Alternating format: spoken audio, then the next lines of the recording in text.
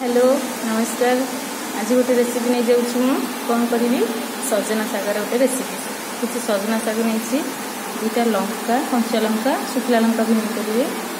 आउ किसी मुग डाली आउ जीरा जेहेतु आज सोमवार तो से बिना पियाज रसुण करने चाहिए शागर पियाज और रसुण पकेले टेस्ट लगे कि बिना पियाज रसुण करी केमती लगे बहुत बढ़िया भी लगे। तो प्रथम मुझे कौन करी ना इंडक्शन रे कड़े किसी तेल देकी किसी टाइम पर्यंत रिफाइन तेल पकेली ऑलरेडी से गरम हो आसला तो आम ए जीरा आउ कंचा लंका पकेगा। कंचा लंका को छोट छोट खंड कर रखी कंचा लंका आउ जीरा आसला किसी मुग आड कर मुग टे रेड कलर आसीगले सहित स्वाद अनुसार लुण पकेबे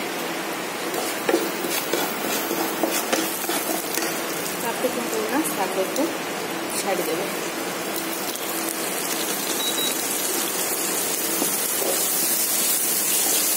शाग को बेसी समय धोइबेनी जस्ट टिके पानी रे डेंसर धोई सारिके छाड़ीदेले परिष्कार हो जदि पूरा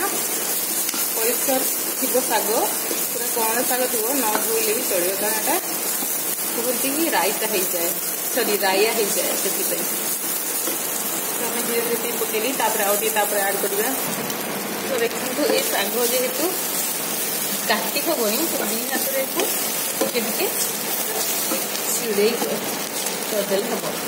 हम गोटे हाथ खोजी जेहेतु एमती भी चिड़े पारे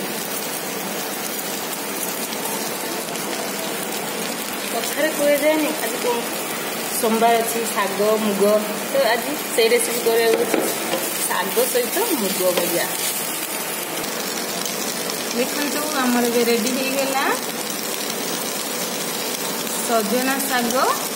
आउ मुग भजा देखिपे मुझे कम मुग नहीं बेसी मुग नहीं भल लगे कि जेहेतु बिना पियाज रसुण कर